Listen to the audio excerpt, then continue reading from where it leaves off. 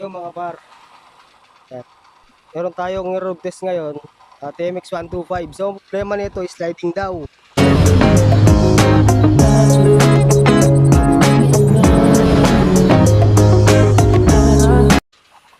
Yan. So, ni-road test ko siya. Chinek up ko yung niya. Sliding nga naman. Yan. Okay naman yung clutch niya. Tapos, problema, walang play. So, problema nito, hindi lining. So, sobrang tigas. Problema nito, kable lang. So, akala nung may-ari lining. Kasi nga daw, sabi niya sa akin na stock. So, nung sinabi niya na stock, 3 months daw na stock eh. So, dun pa lang, nagets ko na agad na lining yung problema. So, yan. Pakinggan nyo na lang kasi walang hawak ng camera. Pakinggan nyo yung andar niya.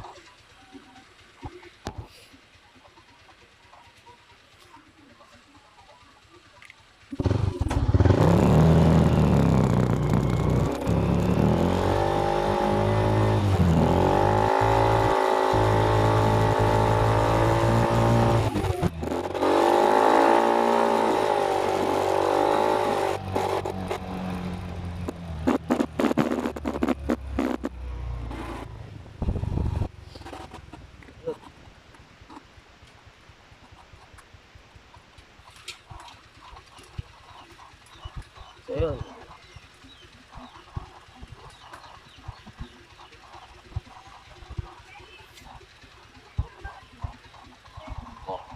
Tama na.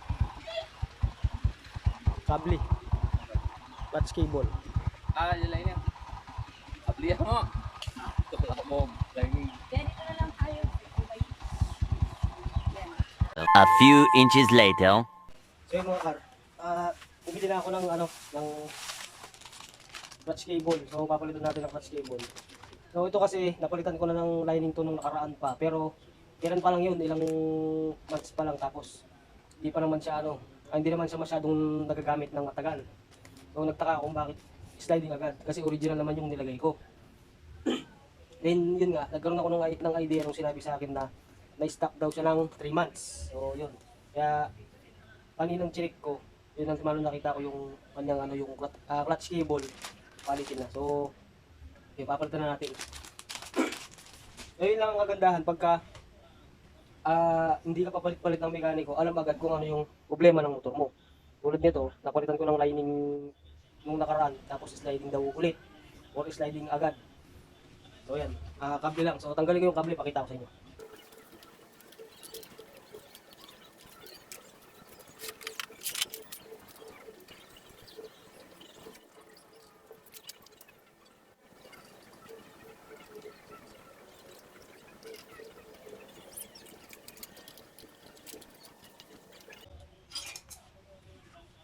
Yan. So, tignan nyo yung clutch cable. May putol na. Wala na, oh. Ang bumalik. Wala dito. Sobrang tigas na. Yan, oh. So, kaya nasabi kong sliding, clutch cable lang ang problema. Oh. Hinihila ko na dito yan, pero tignan nyo. Yan. Napalitan na natin to.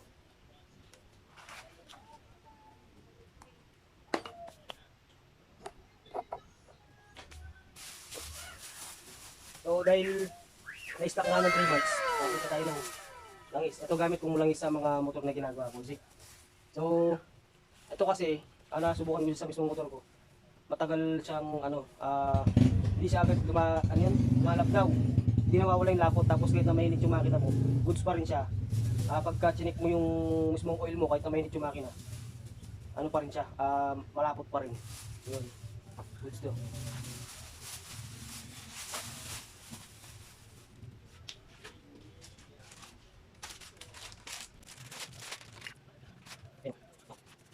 So, kaya yung kasi gusto mo na, yung isip ko para hindi na tawag.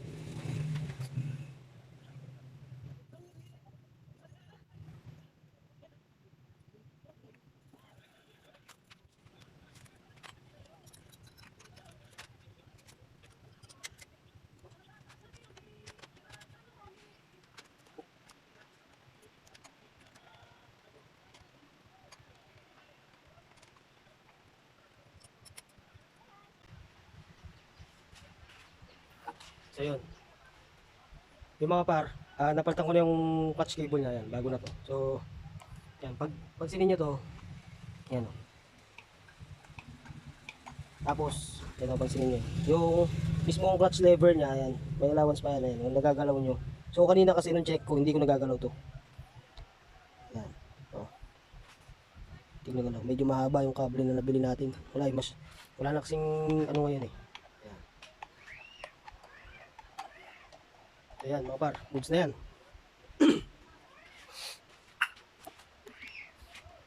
So palitan lang tayo ng ng brake shoe sa likod, then tune up change oil.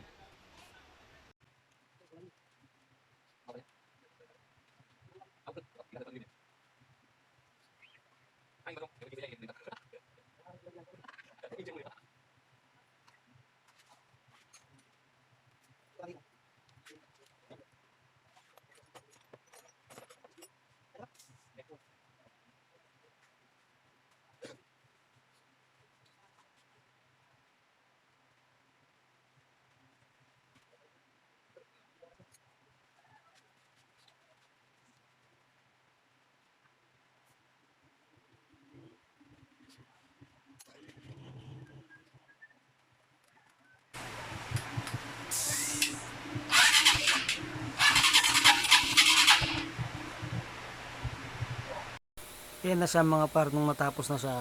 Yan at na-tune up change oil ko na siya, then titesting ko na lang yung clutch niya.